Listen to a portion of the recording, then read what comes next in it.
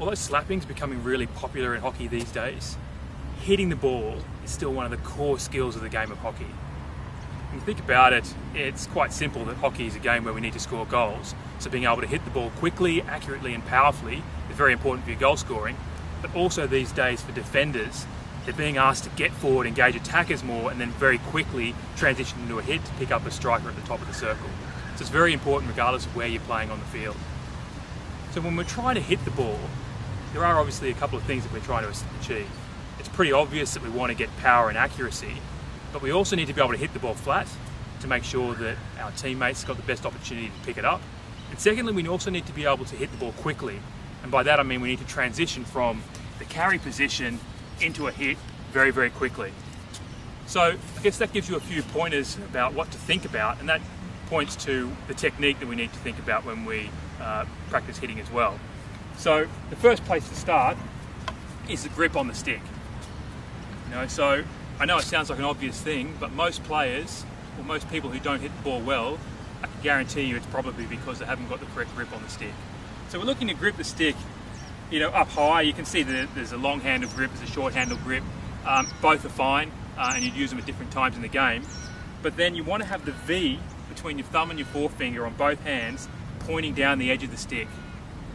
Because ultimately what we're looking to achieve is we need to be able to hit the ball square, to make contact square with the ball and the stick. So there are a couple of things to think about. And then in terms of where you want to make contact with the ball, you're trying to get the most amount of surface area you can to get power and accuracy. So if we hit the ball with the hook, we're not going to get as much as if we hit it in this region there. So that's what we're trying to do, make contact square in that area of the stick. So if I then build that up from the bottom, I start with the body position. I talked before about needing to transition very quickly from the carry position, which is like this, into a hitting position. So what you often see is that players will carry the ball and they'll come up and try to hit. Now apart from the fact that you're coming up and down and there's more things in motion and more opportunity for things to go wrong in this process, you're also giving defenders an opportunity to come and get the ball. Whereas if you stay down like this, hit all in one fluid motion, that really is what we're trying to achieve. And then you can see the other thing with that is the weight transfer. So I've got the ball in this position, going out to the hitting position, I'm transferring all my weight through onto this front leg, and that's where my power is going to come from. So that's the body position. The next thing to think about then is the position of the ball. So oftentimes you'll see people trying to hit the ball out here. It's obvious you'll be reaching for the ball and you're probably going to lift it. Likewise, if you're trying to hit the ball back here, you're losing power because your weight's actually transferring back rather than forward, and you're most likely to squeeze the ball. Neither of them are going to result in a nice flat pass. So where you're looking to have the ball is actually out in front, either in line or just in front of this left foot, and probably about a stick length away. It might be different for different players, but that's a rough guide. So when the ball's in that position there, that allows me to come through and make that square strike on the ball. So very important to get the ball in the right position. And I guess the other tip in terms of the position of the ball is ideally you're trying to get it rolling in the direction that you want to hit it. So often again you'll see players trying to hit the ball rolling away from them. Again, very difficult to get accuracy and power in that position. So again, ball out in front, about a stick length away, and making square contact is what we're trying to achieve. The last thing then to think about is the actual swing.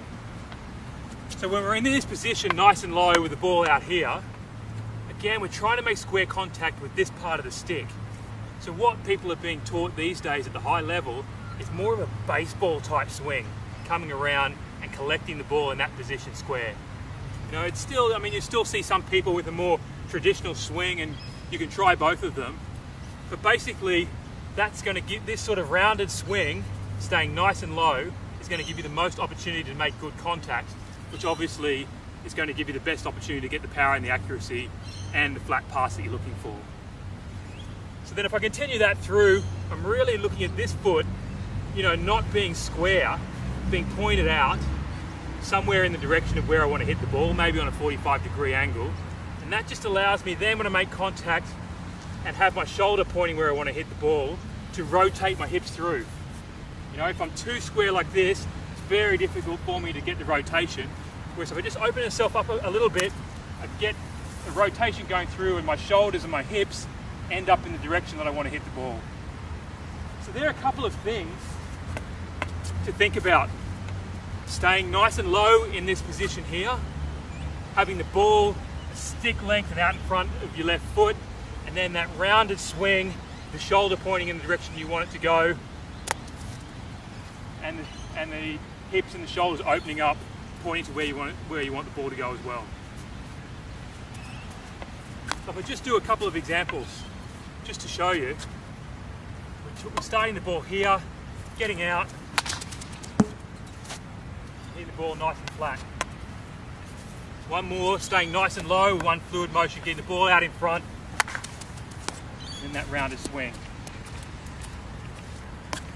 So it's really just a question of now practicing that in training and in games. And a good way to do that at training, especially for young players, is to start down on one knee or two knees and just practice just hitting the ball.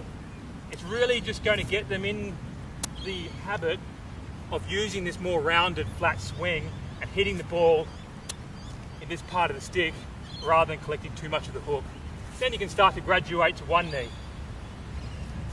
So that's a really good practice if you're just starting out or if you're trying to perfect your technique. The other one is if you imagine a square. So if I imagine a square here, I've got my back foot planted on this corner of the square. I've got this foot on this corner, and I have the ball out in the corner out there, and I want my swing to go over the other corner. So again, when you're teaching kids in particular, it's a really good way to think about putting the technique together. So it's another one.